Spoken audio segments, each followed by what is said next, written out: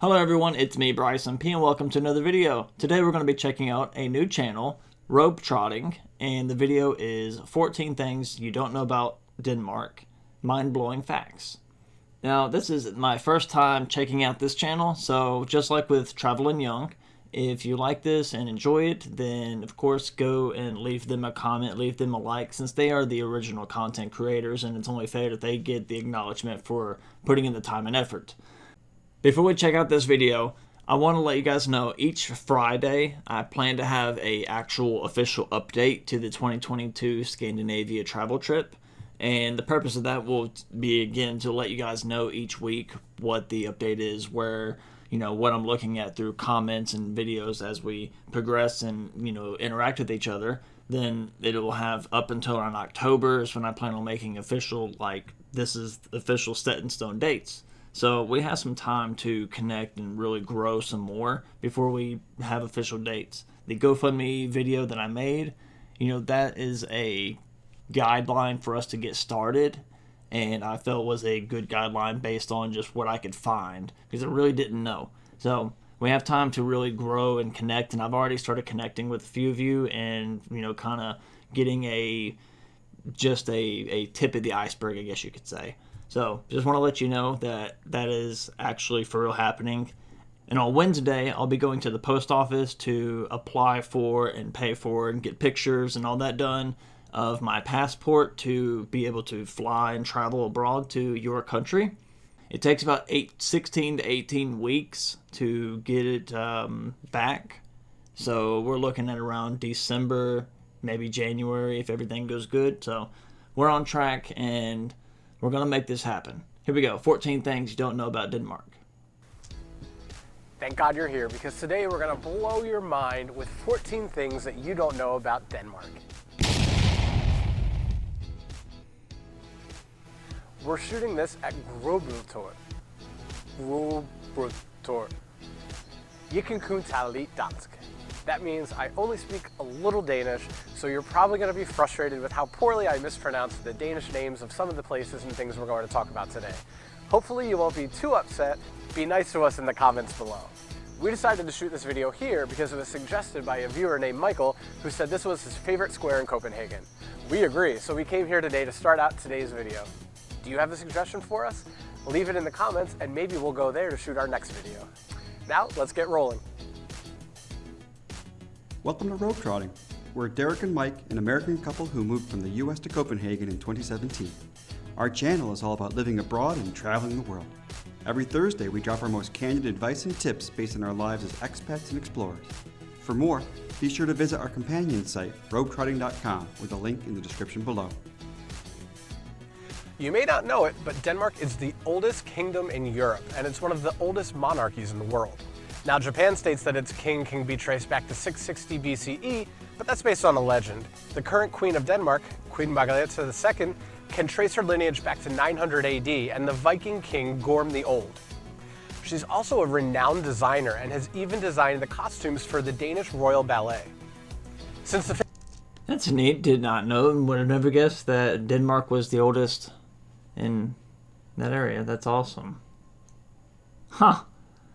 1500s, all Danish kings have been named either Christian or Frederick. The current queen's father and son are both named Frederik. So I guess she's keeping the tradition alive. Her eldest son Frederik will one day inherit the Danish throne. He's married to Princess Mary, who's Australian, and she studied Danish at the same language school that we did, although she speaks it a little bit better than us. And you may be wondering about the castle over my shoulder. That's Rosenborg Castle, which houses artifacts from over 400 years of Danish history, including the crown jewels of Denmark and the coronation thrones. Now, something that might surprise you about Denmark is actually it has tons of beaches. There's no point in Denmark that's actually farther than 32 miles or 52 kilometers from the sea. So the sea is everywhere, and you can find beaches. Nowhere is more than 32 miles from the sea. I think I'm about 8.5 hours to the closest, to the Gulf of Mexico. It's the closest beach. Now, if I wanted to go to a beach and whatnot, I could go hang out at a lake, and that's a 30-minute drive, about 30, 40 miles maybe, depending on which way I want to go. But yeah, definitely not like that. Beaches all over the country. Along with beaches everywhere, Denmark is full of islands. There's 443 islands in total, though only about 76 are inhabited. Some of these islands are major islands too. Copenhagen sits across two islands, a major island called Sjælland and a smaller one called Amager. Now, although you may not think of Denmark as a beach country, Danes come to the beach all year round. In the summertime, where we are right now, a beach called Amusement is filled with people enjoying the water or just barbecuing and relaxing in the sand. In the wintertime, you also find people jumping into the sea. Winter bathing is a major part of Danish culture, even though we still find it a little bit crazy. Beyond the beaches, the sea dictates so much of Danish culture. Danish cuisine has lots of fish, especially pickled herring. When it comes to sports, the Olympic sport where Danes have won the most Olympic medals is... Speaking of fish real quick, since he brought that up, Maria, I have not tried the mackerel and tomato with, and I've not tried the liver postai, I believe is how it was. I've not tried those yet. They are still in the refrigerator, and I believe I have enough stuff built up from a couple of you now that I need to get it going and let you know what I think. So I just wanted to let you know that I have not tried it yet, but it is still here. I didn't just throw it away after I made the video. I wouldn't do that. I told you guys I'm going to try it, and I mean that when I say that. Sailing. And, of course, Denmark is famous for the Vikings that come from the sea. Now, I hope this doesn't change your breakfast plans, but the pastries that you may know as Danish actually don't originate from Denmark. In fact, their origin comes from Austria. You see, in 1850, Denmark had a labor dispute. That's when all of the bakers went on strike, and foreign bakers had to be brought in to, well, bake. That included many from Austria, and they brought with them recipes and different kinds of treats that the Danes weren't used to. Now, the Danes loved these new recipes, so even after the strike was over, they decided to keep some of the techniques, recipes, and treats that the Viennese bakers brought with them, and now we call them Danishes. But the Danish word for these pastries is wienerbrød, or Viennese bread. So there's... Really? I love Danishes. This is why I checked this video out right here, just for that right there. Now I'm going to have to mess with people at work. There's a clue in the word. I guess it's all thanks to history. Delicious, delicious history. Did you know that... I can imagine, though, the Danishes I'm talking about are probably completely different than the Danishes that you're actually talking about. At least it looked like it.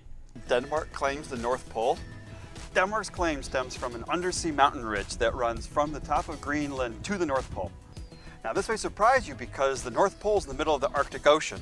But with immense mineral wealth potentially under the Arctic Ocean, Denmark, Russia, and Canada are all making claims that include the North Pole. Now, one thing I bet you didn't know about Denmark is that it's home to two of the world's 3 oldest amusement parks. The first is Bakken. Bakken is located... 2 of the 3 world's oldest amusement parks? We're going to stop right there because I absolutely love amusement parks. I love theme parks. It was a thing that my uncle and I had always talked about doing as I got older, that we would go, and each amusement park that opened up a bigger, better, faster, scarier, more thrill ride. I don't know if we ever really got to do that or not, but that was what he told me when I was a kid, and that was what I was excited for and, of course, waited, But knowing that, I still, to this day, I absolutely love amusement parks and theme rides, so that's really neat to know that. It is really neat to know that. Located in Klampenborg, north of Copenhagen. Bakken opened in 1583. That was the year that they discovered a natural spring water source up in Klampenborg. Because the water in Copenhagen City was, not so tasty, a lot of locals ended up making the trip up to Klampenborg to collect water, and it soon became so popular that the area attracted merchants, entertainers, and performers, and over the centuries, it became an amusement area. Yeah. I understand how that happens. There's a lot of places like that around in this area. Say in Hot Springs, Arkansas, they have natural springs and mineral springs, and they believe that it had a lot of healing powers and a lot of different things because of the hot minerals coming out of the earth all year round. So the Hot Springs Natural Village and everything else, it's a big tourist now. Huge deal. So I get that. Tivoli Gardens in Copenhagen is the 3rd oldest in the world, and it's a bit more widely known. It opened in 1843 and it stands right behind us. The founder obtained a 5-year lease to open an amusement park in Copenhagen. He told the king at the time, if people are amused, they have no time to worry about politics. Keep in mind, this was about a generation after the French Revolution, so the Danish king was very inclined to keep the people of Denmark happy. Okay. Well, I think it's easy to say that Tivoli has kept the people of Denmark happy, as well as the people of the world. If you want to see more of Tivoli, you can check out our recent video on Tivoli at Christmas. It's 3 minutes long and gives you all the highlights of the fantastic amusement park. Cool. Something that might surprise you is that Lego, the beloved toy brand, actually comes from Denmark. I just figured that out on a couple videos ago about Lego, and I didn't know that, but now I do. So, haha. Lego was founded in 1932 in the Danish town of Billund in Jutland and has been a favorite for kids ever since. The name Lego is actually a play on words from the Danish phrase "leg godt," which means play well.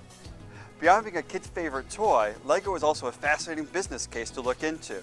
In the early 2000s, the company was losing relevance, but was able to reinvent itself through some awesome branding deals with DC Comics, Star Wars, and other branding opportunities. Additionally, it's trying to convert itself into a much more green company, looking for alternatives to plastic for its famous bricks. And actually, one other fun fact about Lego, it's the world's largest manufacturer of rubber tires. Think about all those tires that go on all the Lego toys that are out there. Really? Really? Huh. Now, it may surprise you to learn that Denmark is actually an oil-producing country. In fact, it's the largest oil producer in the EU. Thanks, Brexit. This is due to the vast offshore oil fields in the North Sea. But don't get it wrong, Denmark is still a leader in green energy, with over 40% of its energy coming from wind farms in the same North Sea area. And the city of Copenhagen is leading the way with an initiative to be completely carbon neutral by 2025. Now, even though they're the largest producer of oil in the EU, I'm going to throw out a fun fact here for you guys to pick your brains with. You guys have a lot of wind farms, right? Yes. Wind is powered by solar, so of course all energy like that, wind, hydro, and solar is all solar. It's all powered by the sun. So, little fun fact right there for you guys. Even wind power is technically solar power if you want to break it down. EU, Denmark announced this year that they are not permitting any more drilling in the North Sea. Another thing that might surprise you is Copenhagen is often rated as one of the best bicycle cities in the world. In fact, nearly half of the trips made to school or to work in Copenhagen are made by bike. So even though Copenhagen has a world-class public transit network, still, bike is the easiest way to get around town. And part of the reason why it's so easy is that the city has made major investments in infrastructure, where we have dedicated bike lanes and even bike traffic lights that ensure that bikes can keep moving along at rush hour. We also have bike bridges over the harbor to make it easy to get from one side of the city to another. One of the most unique things about biking culture here is something called a Christiania bike. A Christiania bike is basically a tricycle in reverse with 2 wheels in the front and 1 in the back, and a big box for cargo on the front of the bike. These are iconic and were invented in the Christiania neighborhood in the 70s. They're especially perfect for families with kids because they can put the kids in the front of the bike. That's really neat to know that.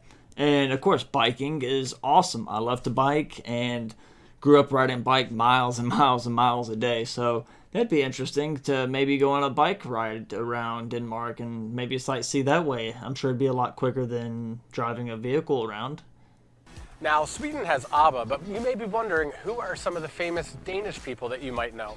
Well, if you watch Game of Thrones, then you might know that Jaime Lannister and Euron Greyjoy are both Danish. We even saw Euron Greyjoy at the grocery store once, but Mike wouldn't let me go take a photo with him. Other noteworthy Danes that you may have heard of are Hans Christian Andersen, the famous writer, and Niels Bohr, the famous scientist. There's also the famous existential philosopher, Søren Kierkegaard. Maybe he can tell me the meaning of life. Now, Derek mentioned how famous Danes have discovered the atom, created existentialism, even slayed the Mad King. But you may be surprised by how big of a cultural impact Hans Christian Andersen has today. Hans Christian Andersen was born in the Danish city of Odense, but lived most of his life here in Copenhagen. See, that's what I'm trying to learn more about right here is H.C. Andersen, because obviously I should know a lot more about him than I do. I should understand who he is a lot more than I do, because I know what he's done in his work, but I obviously don't know who he is, and that's going to change. He wrote dozens and dozens of children's stories that still resonate to this day. Disney took his Little Mermaid and the Snow Queen to create The Little Mermaid and Frozen. And other children's stories like The Ugly Duckling or The Emperor's New Clothes are not only for kids, but part of everyday life. Today you can see his influence all over the city of Copenhagen. A statue of the Little Mermaid has become an iconic symbol of Copenhagen. The main boulevard through the center of the city is called Hans Christian Andersen Boulevard, or H.C. Andersen in Danish. And you can visit his grave in the Assistens Cemetery in the Nørrebro neighborhood, and even behind us you can see a statue of him here in the King's Garden. You may not know this, but Denmark is the fourth flattest country on Earth. Only the Maldives, Qatar, and the Netherlands are lower elevation than Denmark. The highest point in Denmark is only 561 feet above sea level. For centuries, everyone believed that a hill called Himmelberg was actually the highest point in Denmark. It even translates to Heaven Mountain. Eventually, surveying technology improved and it was discovered that the highest point was actually on a nearby farm. The only thing that existed on the spot at the time was a mill, but I guess it's now a much cooler mill because it's the highest point in Denmark. Another thing that might surprise you about Denmark is it has the oldest flag in the world. The flag, known as the Dannebrog, dates back to 1219 and is said to descend from heaven. So the way the story goes is that the Danes were in a great battle in modern-day Estonia. The Danes were losing the battle and had a bishop go to the top of a hill. The bishop stood on the hill and raised his arms. Every time he raised his arms, the Danes moved forward and were towards victory. But he got tired and his arms fell down and the Danes started falling back. Just when the battle was lost, the king, Valdemar II, looked up and saw a white cross on a red field come down from the sky.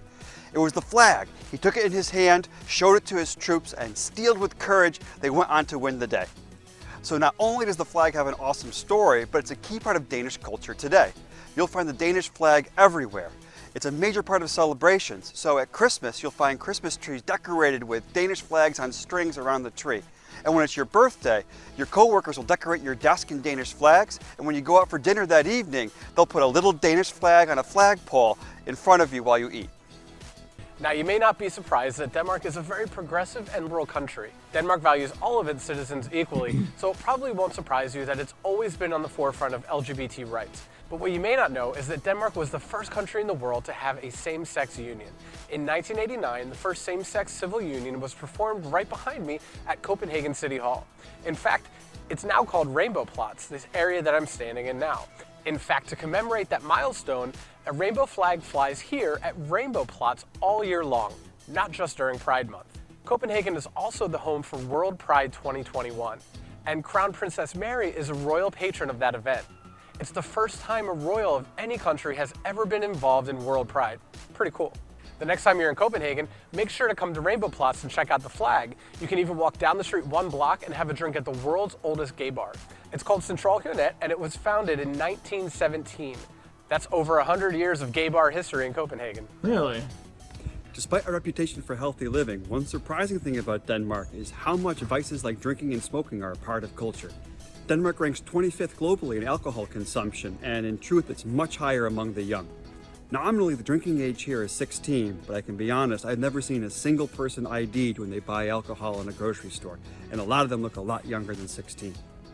Smoking is also a lot more common than we expected coming from the US. Many bars still permit smoking, and when you walk in, it looks like a scene from Mad Men. In fact, smoking is so common, the Queen smokes, though in recent years she's made sure to do it in private so as not to influence the young kids. And with alcohol... Really? They make it seem like smoking is, here in the United States, that, you know, we ban smoking is such a horrible thing. Now you're almost shunned for it, but at the same time, that's all depending on where you're at. Because here, where I live in Kentucky, I mean, we're cash cows on tobacco.